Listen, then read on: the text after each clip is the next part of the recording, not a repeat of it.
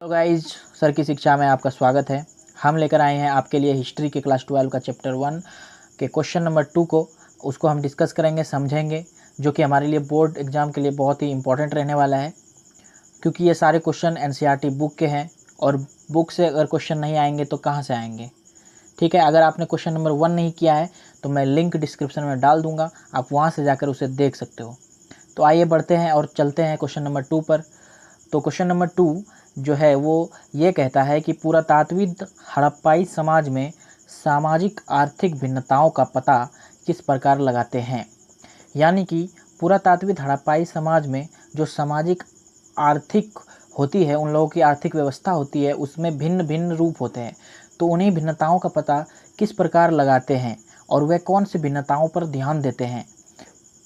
ठीक है, तो उत्तर ये है उसका कि पुरातात्विक हड़प्पाई समाज में सामाजिक आर्थिक भिन्नताओं का पता निम्न प्रकार से लगाते हैं। जैसे सामाजिक आर्थिक भिन्नताओं को पहचानने का एक उत्तम साधन पुरावस्तु का अध्ययन है।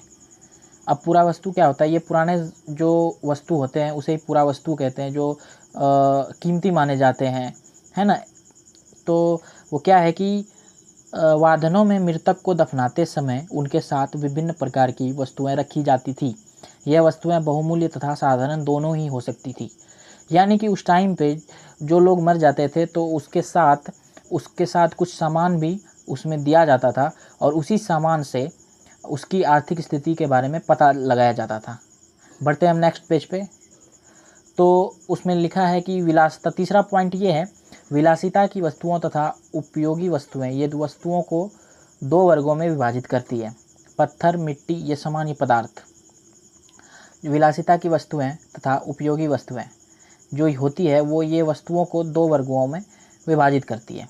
ठीक है, आसानी से उपलब्ध हो जाते थे। पत्थर, मिट्टी ये सामान्य पदार्थ आसानी से उपलब्ध हो जाते थे। मृद, भांड, चक्कियाँ आदि भी इसी में शामिल है। ठीक है, वहाँ पर जो थे पत्थर, मिट्टी या सामान्य पदार्थ वो आसानी से उपलब्ध हो जाते थे।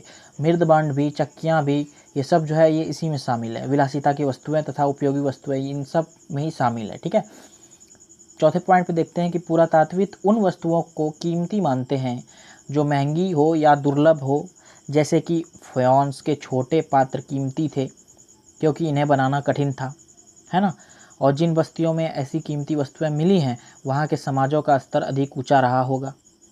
यानी फ्योन्स के जो छोटे पात्र थे वो बहुत ही कीमती थे और जिन बस्ती में ऐसे ऐसे कीमती वस्तुएं थे उनके समाज जो थे, वहाँ के समाज का स्तर जो था वो बहुत ही ऊंचा था।